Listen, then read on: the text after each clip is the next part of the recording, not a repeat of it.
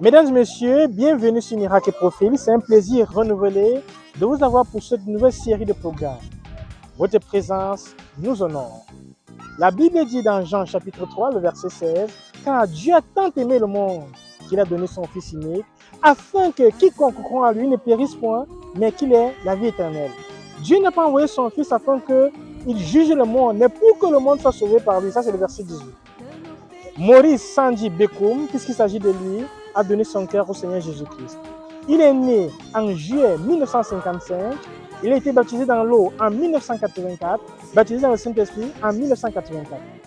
Mais avant de venir au Seigneur Jésus-Christ, il vivait dans le péché, il était esclave du péché, il était invité à une campagne d'évangélisation du frère Zach, il écoutait l'évangile et nous vous laissons apprécier la suite. Que le Seigneur vous bénisse.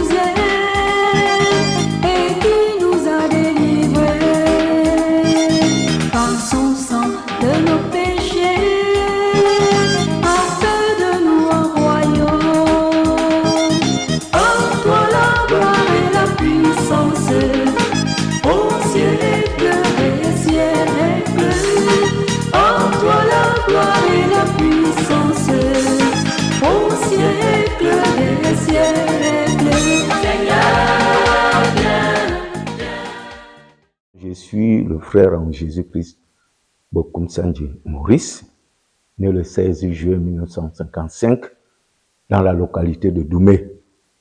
J'ai grandi dans ma jeunesse, ma tendre enfance même, j'ai grandi dans une communauté, ici dans une communauté appelée au Cameroun, ici les Makas. Et nous sommes 12 groupes Makas répartis au Cameroun, connus. Mais je suis de la communauté Maka et Bessep, dont la racine est Angalmunduka, avec une autre communauté Maka appelée les Ombans. Mais nous sommes les Ebessep qui sont venus naître à Doumé. Je suis donc né dans une communauté où Dieu n'était vraiment pas connu. Et la chose qui nous a impacté dès le début de nos bas âges, c'était l'immoralité. C'est vrai que mais on avait déjà le désir de voir les femmes nues, très tôt. Ce qui fait qu'à mon âge, si je comprends donc que nous étions dans un environnement au lieu d'immoralité. Et cela a commencé ainsi, et était dans mon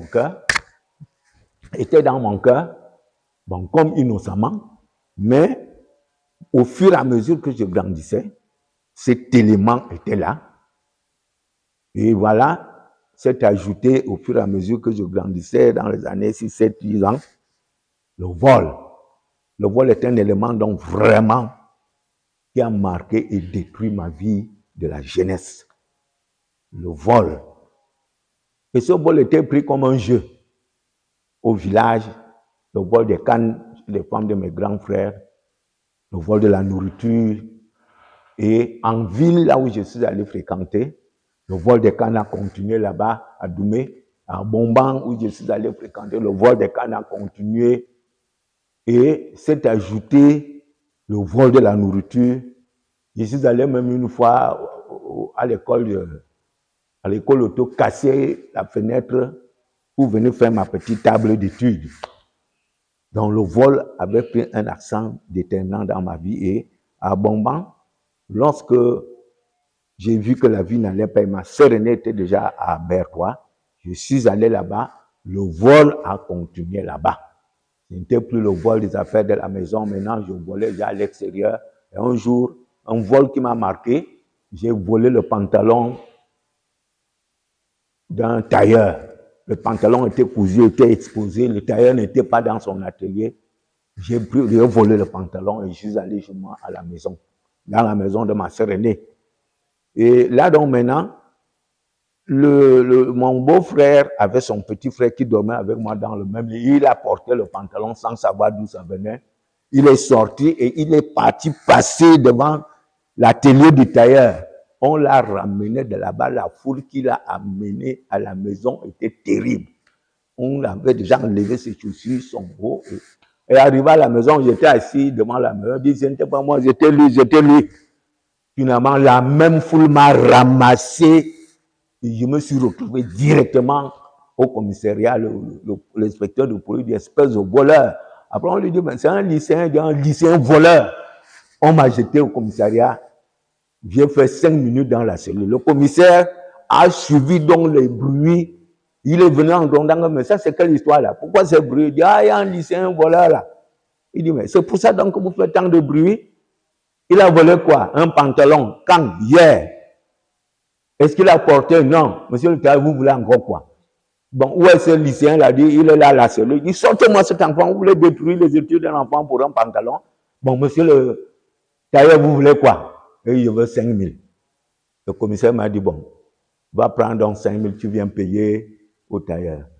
Un péché accouche d'autres péchés. Je suis donc au village. Dans mon village, il y a 57 km, disons 64 km de Bertois. Je trouve mon père et je mens. Je lui dis, j'ai tapé sur quelqu'un, il est tombé évanoui, on l'a amené à l'hôpital et on me demande 5 000. Et tout le village s'est réuni que, mais comment, l'enfant a un problème comme ça, tu le laisses seul, accompagne-le. C'est mon père qui avait les 5 000. Je vous dis, frère, le péché est mauvais. J'étais dans une colère parce que je ne voulais pas que mon père vienne savoir la vérité devant. Nous avons parcouru les 57 km. Il dit, mais ça s'est passé comme je ne voulais même pas lui répondre. J'étais fâché. On parlait en partant, il dit, mais comment, pourquoi tu es encore fâché? Il y a encore quoi entre toi et moi? Je viens pour résoudre ton problème. Le village m'envoie. Et maintenant tu es fâché. C'était mauvais dans le cas. Je réfléchissais que bon, maintenant, comme je vais faire comment pour encore jongler le monsieur? Donc je réfléchissais et arrivé au commissariat de Bertha, que vous connaissez, le vieux qui est long là, je l'ai amené à la porte de devant. Le péché est mauvais, j'insiste sur ça, frère. Je l'ai amené à la porte de devant. Je l'ai laissé là-bas. J'ai dit, bon, donne-moi les 5 000. Il m'a remis. J'ai reparcouru le couloir intérieur, puisque le bureau des policiers qui accueille est vraiment à l'entrée d'ici. Dès que je suis arrivé, ils m'ont appelé lycéen voleur. Et c'est ça que je ne voulais pas que mon père entende. Tu as amené les 5 000? J'ai dit, oui, chef. C'est où? Il a redonné. J'espère que le lycéen voleur. Il faut plus recommencer. Je suis rentré. J'ai dit à mon père comment c'est fini. Il n'a pas entendu. Donc, un péché accouche d'autres péchés. Un non-croyant capable de dire la vérité. Et après, dans ce vol-là, bon, il y a eu d'autres cas de vol que je préfère taire. Il y avait aussi, je volais, j'avais une stratégie de voler les babouches en cuir, de voler les chaussettes. Quand je veux voler les chaussettes, j'arrive dans un prêt-à-porter, j'embrouille les vendeurs. Je dis, je veux telle chaussure. Bon, donne-moi les chaussettes qui glissent là. Ils me donnent des belles chaussettes. Je mets. Ils m'ont donné encore l'autre chose. Je les embrouille avec beaucoup de chaussures. À la fin, je dis, bon, vraiment, vos chaussures là ne me suffisent pas. Je me lève, je mets seulement mes chaussures avec les chaussettes. Dans mes chaussures, je pars. Même chose avec les babouches. J'arrive, je dis, bon, je mets les babouches dans mon pantalon, je rabats, le machin, je fuis. J'ai un grec, j'arrive, je l'embrouille, je vole son pantalon, je fuis. J'ai une jeune fille, je l'embrouille, je tire un paquet de savon parfumé, je pars. Et l'ouverture de ma vie au péché, là, vous savez que, bon, en tant qu'épidémiologiste, les paludismes maltraités font des convulsions au niveau des enfants et les convulsions cumulées peuvent lancer directement une épilepsie. Ça, c'est les épilepsies de paludisme cérébraux.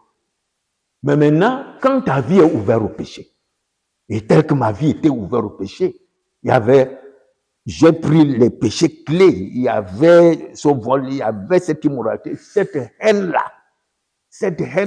Et puis, bon, à l'est là, on a les pygmées sont là, et puis on partait voir les pygmées pour avoir les poudres, pour charmer les filles et tout, sans savoir que c'est des démons que nous introduisons dans nos corps. Le cumul donc de ces démons a déclenché dans ma part un cas, ce que nous appelons le mal, qui s'appelle l'épilepsie. Donc je tombais, la fréquence était d'une chute par an. Et à 6 mois de ma sortie à l'école, j'avais déjà une fréquence de chute par semaine. Je tombais chaque semaine. J'étais donc là. Lazare avait sa part de pourriture dans la tombe. J'avais la mienne en marchant. La différence était celle que Lazare était dans la tombe et moi je marchais. Mais j'étais un homme pourri de son vivant. Et l'évangile là-dedans, quand le frère Isaac a prêché ce jour-là, j'étais le premier à me lever pour donner ma vie à Jésus. J'étais le premier pour aller devant. Alors, ce péché-là était tel que ça m'a vraiment marqué à ma conversion. Parce que je préfère donner des éléments de complétude une fois. À ma conversion, donc, j'étais vraiment convaincu du péché au point que les personnes que Dieu a mis devant moi étaient les meilleures personnes. La sœur Rose Barga, elle s'appelait Rose Barga, qui est devenue Rose Djama. La sœur Rose Djama m'a fait donc comprendre, parce que la mère de mes enfants m'a envoyé 15 000. En ce temps, il n'y avait pas d'Express, Union et autres. Il y avait la poste. Mais je me suis dit que les frères, je n'étais pas encore baptisé. Les frères, si disent la vérité. Les 15 000 que la mère de mes enfants m'envoie, si bon, avant de manger ça, je m'en vais d'abord voir maman Rose. Bon, est-ce que je dois manger ça? Les 15 000. Elle m'a dit, à l'immédiat, rends vite cet argent. Et j'avais besoin d'argent. J'ai dit, mais c'est la mère de mes enfants. Elle dit, oui, tu as bien parlé. Tu as fait d'elle une prostituée. Toi-même étant prostituée. Et ce jour-là, j'ai eu une correction morale dans la compréhension des vérités vitales ou sociétales. Que moi, je croyais que quand on dit prostituée, pour moi, ce n'était que les femmes qui étaient des prostituées. C'est elle qui m'aide à comprendre que la femme ne peut pas être prostituée si un homme n'a pas fait d'elle une prostituée. Donc, tu as fait d'elle une prostituée et toi-même, tu es prostituée. Alors, j'étais choqué d'entendre que je suis prostituée. Et c'est là qu'elle m'a donné son témoignage. C'est là où j'ai donné ma vie à Jésus. J'ai restitué tout ce que j'avais comme dette. Les argents que les gens m'ont donné et même les habits, j'ai restitué tout. J'ai compris que mais là, c'est sérieux. Et j'ai trouvé que c'est juste cette affaire de restituer. J'ai désiré restituer, mais j'avais peur qu'on me mette en prison. Donc, je restais avec un bon enseignement, mais une incapacité d'action. Ça, c'est ce qu'il faut retenir. Et quand j'ai donné ma vie à Jésus, l'une des restitutions premières que j'ai faites, c'était d'aller dire à mon père la vérité. Je suis allé au village, j'ai dit, papa. Et tout c'était contre ma foi.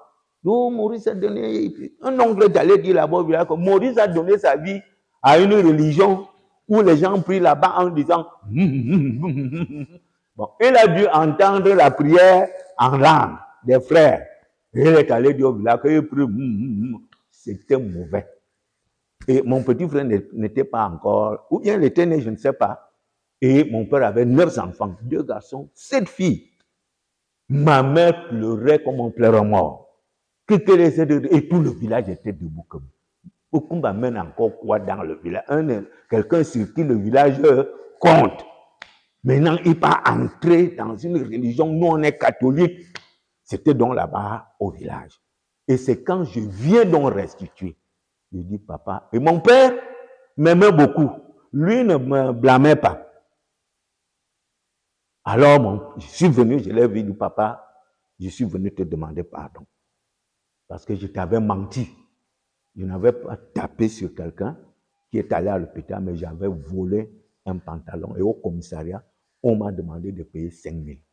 Et maintenant, comme je vous dis que j'ai donné ma vie à Jésus, je suis donc, 1, venu te demander pardon, et 2, te remettre tes 5 000. Mon père s'est levé. Il m'a salué. Et il m'a dit en partant, tu es un homme, hein, on dit, oui, Mouroum. Il m'a salué. Et il m'a dit, mon argent est ton argent. Tu peux garder ces 5 000. Là, c'est un élément qui m'a marqué. Et là, donc, maintenant, lui, il était déjà convaincu que la voie que j'ai suivie était une bonne voie. Même ma mère était encore parmi les persécuteurs. Bon, j'avais mal fait, je devais réunir mon père et ma mère et faire la restitution devant les deux. J'ai restitué à mon papa et je suis rentré à Yaoundé parce que là, je fréquentais déjà là-bas. Et donc, le péché du vol, donc, le vol était vraiment en moi tel qu'à l'école des infirmiers où j'étais là, j'avais volé au CHU tout un matériel de gynécologie. J'avais volé à l'hôpital central tout un matériel de dentostomatologie, de traitement des dents. J'avais volé à l'hôpital de la Sainte-Pèse une blouse chirurgicale, un thermomètre bleu. J'avais volé à l'hôpital de ceux. On nous préparait déjà pour travailler. On t'envoie en brousse, que tu t'habitues déjà. J'ai volé toute une gamme de belles seringues en verre. Il n'y avait pas encore le sida. Donc on l'avait seulement, on chauffait. J'ai volé tout cela. Et je me disais, quand j'irai en retraite, je vais ouvrir ma clinique. Maman Rose m'avait aidé à comprendre que un enfant de Dieu ne prend pas l'argent venant d'une femme qui n'est pas sa femme. C'est le péché. C'est un don unique. Ça te souille. J'ai accepté cette vérité, mais je n'avais pas le pouvoir d'obéir. Et c'est lorsque j'assiste à ma première réunion, mon premier contact avec le frère Zach, ce jour-là, en 84, un dimanche, il a prêché sur Matthieu, je n'oublierai jamais ce passage, verset 11, 12, 13, où il est écrit que l'âge est la porte qui mène à la perdition, étroite et resserrée. Beaucoup vont d'abord vers la porte de l'âge, étroite et resserrée, celle qui va au salut, peu le trouve. C'est ce jour-là qu'il a prêché là. Je vous dis, frère, la puissance de la parole sortie du frère, ça m'a attrapé ce jour-là. Et nous avons en médecine, bon, les pharmaciens comprennent mieux ceci. Il y a dans le médicament ce qu'on appelle le principe actif médicamenteux. Donc l'élément qui dans le médicament guérit le malade. Et nous avons aussi dans le médicament ce qu'on appelle la rémanence. C'est-à-dire, si on t'a donné le paracétamol le matin, et on peut te dire que tu reprends encore le soir. Donc le temps de rémanence, c'est le temps que le paracétamol est en train d'agir dans ton corps, de l'autre 6 heures à l'autre. Et on te dit de reprendre à l'autre 6 heures pour que ça relance l'élément des soins. Et spirituellement, le frère Zach avait ce que j'appelle, comme il y a dans le médicament, le principe actif médicamenteux. Le frère Zach avait, bon, maintenant on peut appeler l'onction, mais moi je préfère appeler le principe actif spirituel, puissant, tel que la parole qui sortait de la bouche du frère t'attrape. Et cette parole va agir, et le temps de rémanence spirituel, la parole va agir dans ta vie. Cette parole a agi dans ma vie, je peux dire pendant un mois, jusqu'à ce que j'ai mis de l'ordre dans ma vie. Je n'avais pas de paix. Donc le frère avait une puissance de la parole qui convainc et qui t'attrape.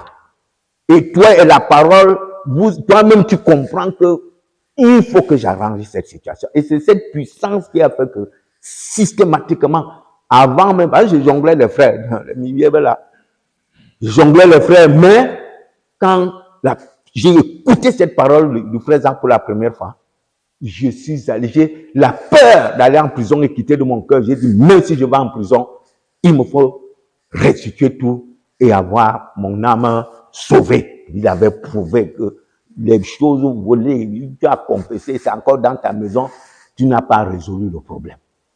J'ai crié à Dieu, voilà ma prière, Seigneur, c'est à toi que je suis venu.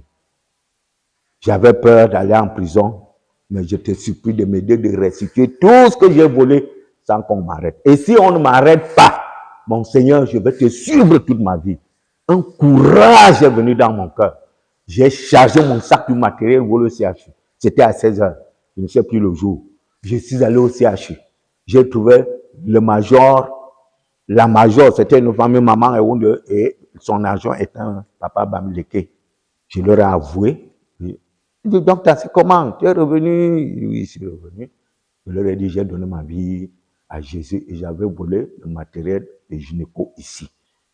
Et un enfant de Dieu, quand tu donnes ta vie à Jésus, ce n'est pas bien de garder les choses volées. Je suis venu rendre vos choses. La maman elle était très contente. Elle m'a dit, comment? Tu es dans quelle religion? Je ne connaissais même pas encore le nom du groupe chrétien que j'appartenais, mais la puissance de la parole agissait positivement en moi. Bon. J'ai dit seulement que nous sommes là au Billy-Plan. Et que les gens au Billy-Plan là, ils sont sérieux. Et ça m'a encouragé que comment? Même les non-croyants admirent. Alors que moi, dans mon cœur, j'avais encore des hésitations. La remarque de la maman là m'a encouragé. Ils sont sérieux. Ça c'est bien. Bon, toi-même, comme tu as trouvé que le vol est mauvais, ne recommence plus. Je dis comment? Donc, au lieu qu'on m'arrête pour Kondengui, on me donne des bons conseils. Il dit, le vol est comme la lèpre. Le même soir, je suis allé ensemble, J'ai rechargé le sac pour l'hôpital central. Mais au fond de mon cœur, je voulais restituer sans qu'on me voie. J'avais comme une honte aussi là. Alors à l'hôpital central, je n'ai trouvé personne, j'ai restitué tout le matériel. Alors que le major était Papa Ntep, le papa du frère Manuel Baya. Alors ça va être même merveilleux. J'ai restitué là, je suis parti. Et je suis allé le même soir à l'hôpital de la CNPS pour restituer la bouse chirurgicale. Le tel moment, il était il y a 19 ans. Et Dieu fait des choses. Multi-délivrance. Maintenant donc que j'arrive à l'hôpital de la CNPS, je vais donc à la salle de garde pour restituer. Je trouve deux belles filles, deux belles infirmières de garde. J'ai dit dans mon cœur que jamais, je ne peux pas dire mes péchés ou à deux jolies filles comme ça. Je suis ressorti. Et j'ai rencontré un monsieur qui travaillait là. Il dit, bon, s'il vous plaît, monsieur, je veux vous voir. Il dit, mais parlez. Il dit, arrêtez, je voudrais vous parler. Je m'arrête pourquoi? Mais mes oreilles, on a parlé. Je voulais qu'il s'arrête. Et qu'on parlait dans le couloir, lui ne faisait que marcher. Laissez-moi vous dire, il est allé entrer là où il y avait les deux filles. Il s'est assis comme je suis assis. Il me dit alors, parle alors. Frère, c'est le jour là que j'ai commencé à comprendre que le péché est mauvais. Je suis resté là. Il dit, mais comment? Parle. Et par la grâce de Dieu, j'ai ouvert ma bouche. J'ai dit, j'ai fait le stage ici, le stage infirmier, et j'ai volé cette blouse chirurgicale et ce thermomètre au bout bleu. Et maintenant que j'ai donné ma vie à Jésus. Et j'ai remarqué une chose. Quand je parle sans introduire le nom de Jésus, j'ai des problèmes. Mais dès que j'introduis le nom de Jésus, je sens un fardeau qui part. Je comprends maintenant que la chose reposait sur le Seigneur. Et après avoir prononcé que j'ai donné ma vie à Jésus, je les ai vus tous étaient comme frappés là. Et c'est le garçon même que je voulais causer avec lui au couloir qui me dit, ah, non, c'est vous qui volez ici. Bon, d'abord le comptable est là dans son bureau. Va le voir. Frère, tu vas fuir tes bénédictions. C'est les deux filles que moi je fuyais là qui vont me sauver là maintenant. Parce que si j'allais chez le comptable, mais c'était fini, lui m'amenait.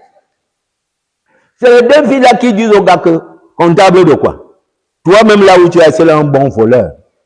C'est le comptable là même là qui finit le matériel ici dans cet hôpital. Nous deux même là, nous tous on vole ici. Mais un stagiaire lui vient honnêtement restituer son matériel. Tu dis le comptable dit pardon, toi pas, frère. Je vous dis, je suis sorti et le couloir de l'hôpital est long. Même si on me mettait avec un symbole, le grand coureur là, je le battais. J'ai pour fuir. Parce que les trois discutaient. Je craignais que le monsieur vienne comme non, viens. J'ai vu. Oui, je suis sorti de l'hôpital. L'hôpital à Saint-Père sur une colline. J'ai gravé la colline là comme un champion. J'ai couru jusqu'à Paquita. Et le premier taxi qui venait, j'ai proposé 1000 francs. Le car m'a pris, frère. Quand je suis arrivé chez moi, je suis entré dans ma chambre. C'était comme si les gens me poursuivaient. Le péché est mauvais. Bien sûr, je le dis. Je croyais que je vais entendre quelqu'un cogner à la porte, il dit c'est fini pour moi. Jusqu'au matin. Et dans tout ça, le matin, le Seigneur calmement m'a aidé. Comme je le disais déjà, tu vois donc le péché est mauvais. J'ai dit oui, Seigneur.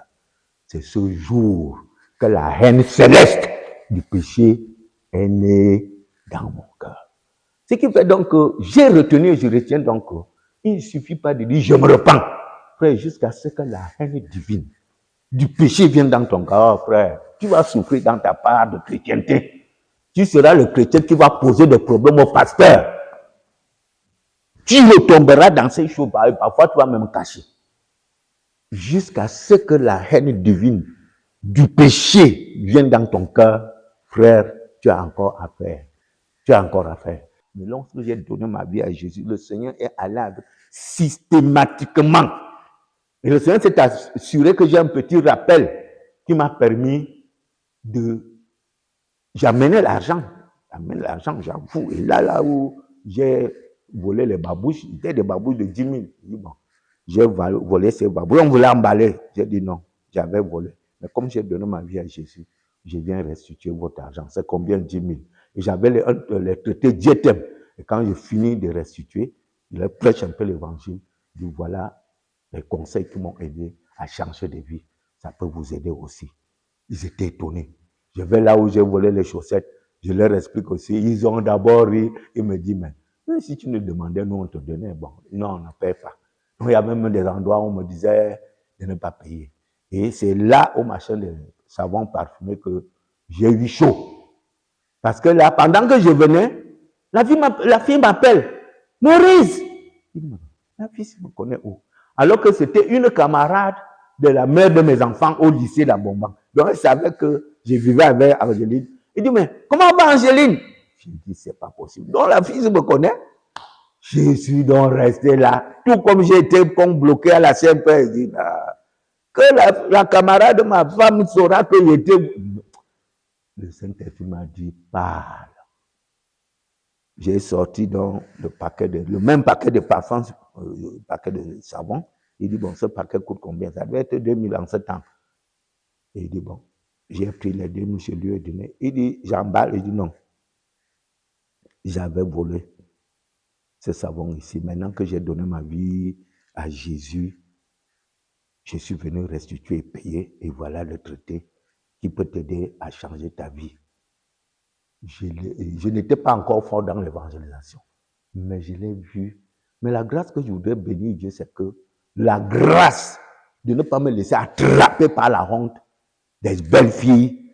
Et le Seigneur m'a aidé à donner gloire à son nom, en confessant son nom et en arrangeant les désordres que j'avais commis dans ma vie. À un moment, je veux dire que le Seigneur m'a tenu par la main et m'a mené pas à pas sur le chemin de la réparation de là où j'ai posé les dégâts.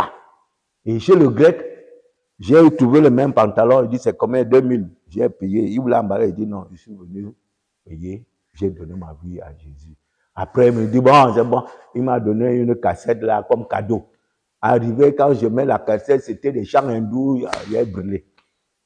Bref, voilà comment la grâce de Dieu m'a aidé. Et mon grand frère qui venait du village, un commerçant, avait l'eau d'argent.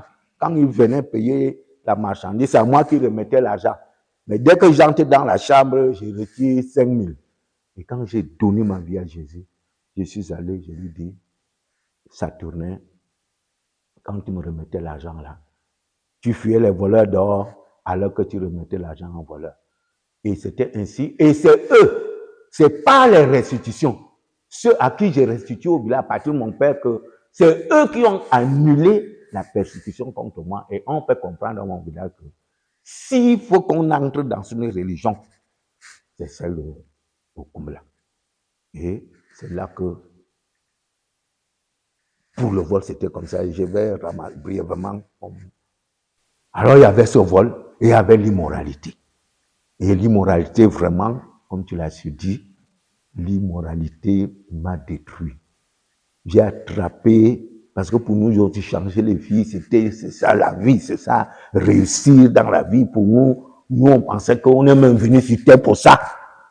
Mais quand on avait un camarade, même au lycée, on nous disait qu'il était un vrai chrétien, un groupe l'appelait Assemblée chrétienne.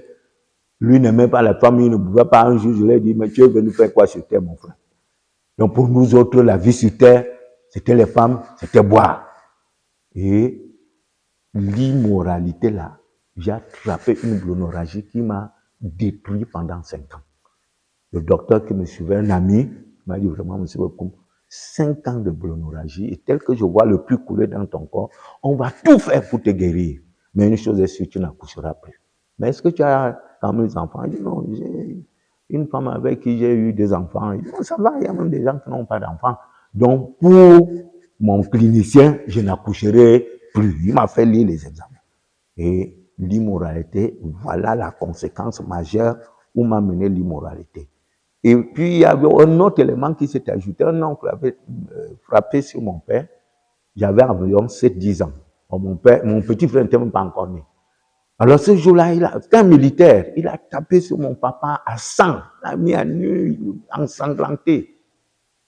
Je vous dis la vérité, frère. En tout cas, cette situation a détruit ma jeunesse. Je ne savais pas qu'il faut pardonner. Mais j'ai résolu dans mon cœur de venger mon père. j'ai désiré même aller dans l'armée. J'ai même un diplôme militaire, je suis allé même dans l'armée, avec la pensée de venger mon père pour apprendre comment les militaires luttent, afin que, comme lui aussi était militaire, que je puisse venger mon père.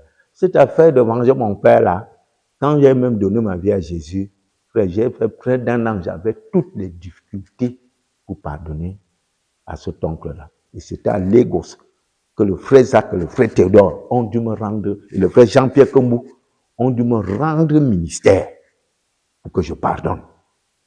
Et la puissance de la parole agissait en moi.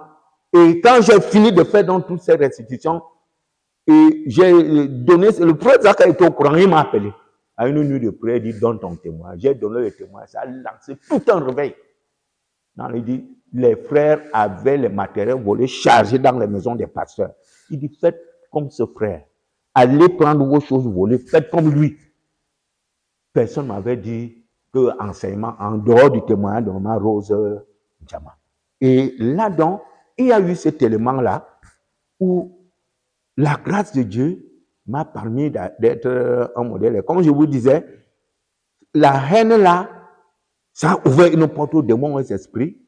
Et je me suis retrouvé dans le cas des chutes là, à 6 mois de ma sortie. J'étais donc connu par tous les frères.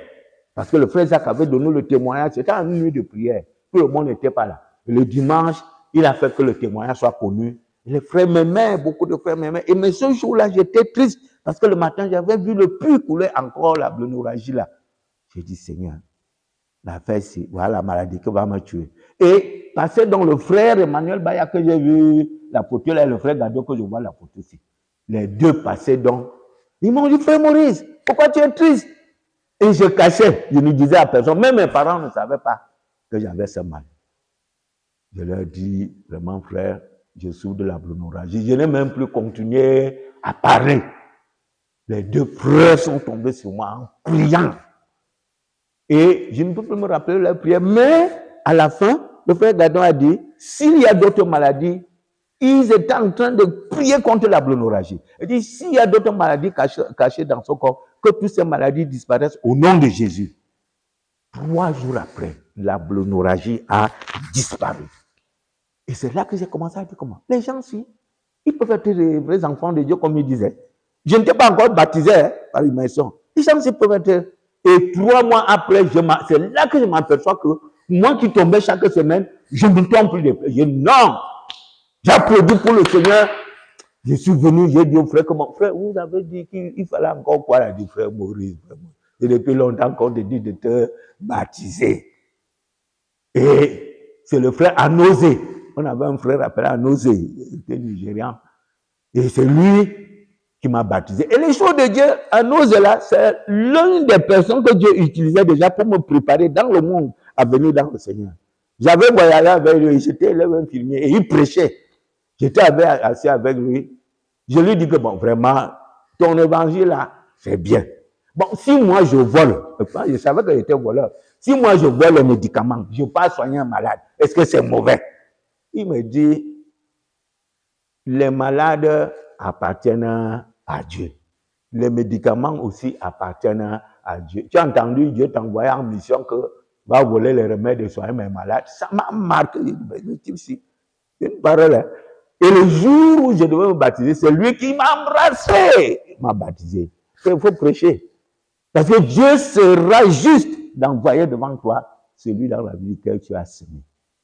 Ce qui fait donc que j'ai donc donné ma vie au Seigneur et les éléments attenants à ce qui concerne le vol et l'immoralité sexuelle, le Seigneur. Et puis la grâce de pardonner à cet oncle m'a été accordée. Et j'ai fini par entraîner mon petit frère et mes petits soeurs à lui pardonner aussi.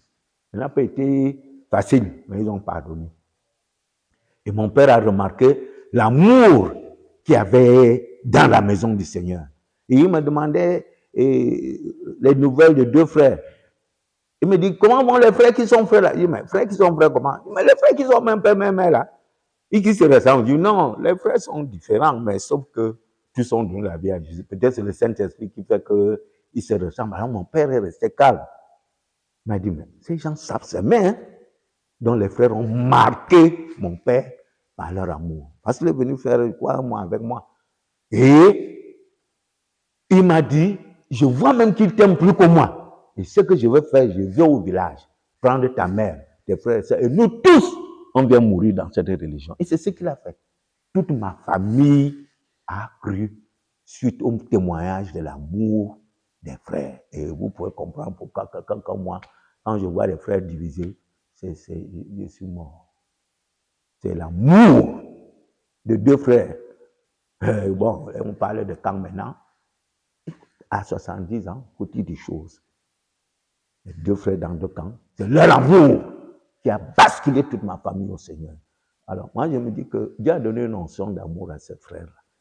En se divisant, Dieu n'a-t-il pas retiré que Dieu vous donne l'onction de balancer des familles dans le Seigneur et vous prenez à cœur de vous séparer. Et Dieu enlève cette onction. Avez-vous encore la valeur pour Dieu? Vous pouvez faire des grandes choses sur terre, parler, prêcher, dire. Mais Dieu prend-il encore en compte? Et il m'a posé une autre question que, est-ce que toutes les filles avec qui tu as eu commerce sont venues te redire ce qui s'est passé dans leur vie? J'ai dit non, c'est un Dieu, voilà. Ça, donc, certains auraient pu concevoir et ont avorté. Ça veut dire que tu ne vas pas seulement dire, je me repens de la fornication, tu vas maintenant te repentir de chaque péché de fornication comme un péché qui a fait de toi un potentiel criminel.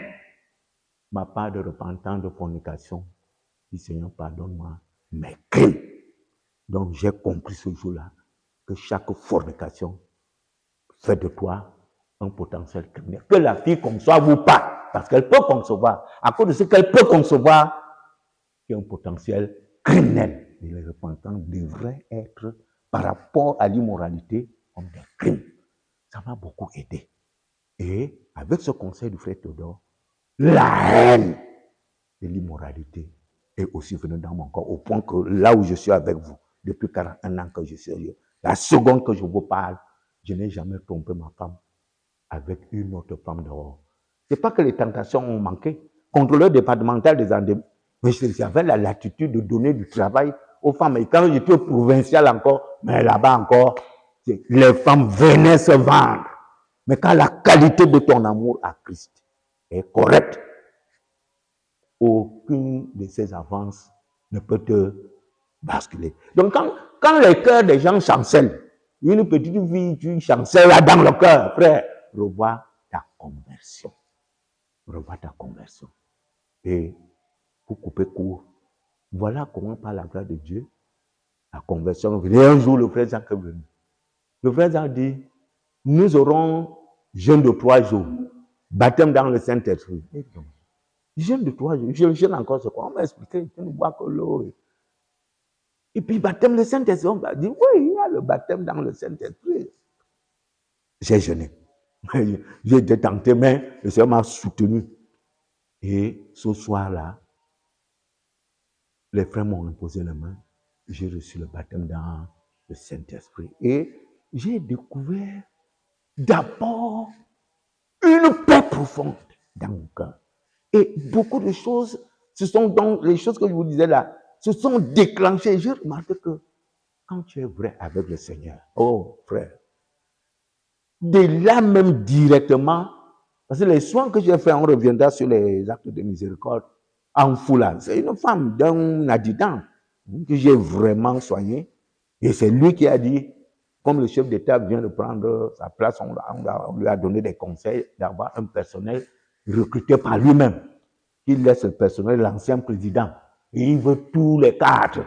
Et mes camarades, comme j'ai pris ma retraite à cause de la plaie de ma femme, j'ai vu la plaie de cette femme. Je n'avais jamais vu une telle plaie. Grave. Et après avoir soigné cette femme et qu'elle est guérie, son mari m'a dit, je n'ai rien à te donner, mais je veux faire que tu sois retenu à la présidence. Donc, et c'est parti comme ça. Les portes ouvertes, les portes ouvertes, les portes ouvertes, les portes ouvertes. Donc, une bonne conversion. Sans motif impur, sans calcul, sans la recherche hypocrite d'un titre et autres. Non, frère. Tu es guéri, quel que soit le mal. Et tu ouvres des portes. Ça n'a même plus fait longtemps.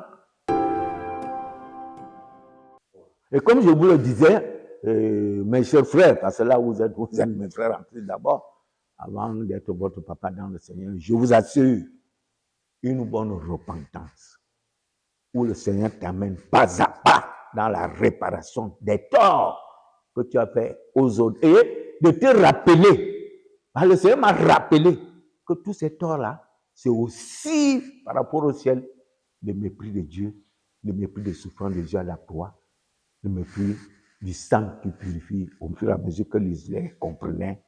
Et vraiment, j'ai pleuré. Et le Seigneur a été bon envers moi au point que, après ces réparations et du vol et autres choses-là, les portes ont commencé à s'ouvrir. Le Seigneur m'a fermé la porte de la présidence, alors que je voulais aller à Montpellier. Et il m'a ouvert la porte de l'OCERC. Et là, pour comprendre, je dis que presque tous mes camarades qui sont allés à la présidence sont morts aujourd'hui. Tous sont morts. Qu'est-ce qui s'est passé? Je ne saurais les dire, mais je peux seulement dire que Dieu sait pourquoi il m'a barré cette route. Être dans le Seigneur, c'est la bénédiction au sommet d'un homme sur terre. Tu te rates de recevoir Jésus, quels que soient les milliards, quels que soient les biens que tu as, mon cher frère, ma chère sœur, mon fils, ma fille, mon petit-fils, ma petite-fille, tu as raté le meilleur de Dieu pour toi. Tout ce dont nous tous, nous avons besoin, avec assurance de réussir, je le dirai encore dans la parole, c'est recevoir Jésus avec zèle, avec vaillance, avec un cœur droit et honnête, comme Jésus dit, à travers la bouche de David. Dieu veut que la vérité soit au fond du cœur. Donc je vais, dans un premier temps, m'arrêter là et remercier l'opportunité que Dieu me donne de partager vraiment ce côté ténébreux de ma vie et aussi de démontrer la puissance du Seigneur qui, ça purement, va dans la boue du péché pour t'enlever et te positionner dans sa lumière glorieuse. Ce qu'il a fait pour moi, il peut le faire pour chacun de vous. Mesdames et messieurs, votre présence nous a honorés. Merci de nous avoir écoutés. Sans vous, nous ne serons rien. Que le Seigneur vous bénisse et qu'il rende votre journée agréable. Soyez bénis au nom de Jésus.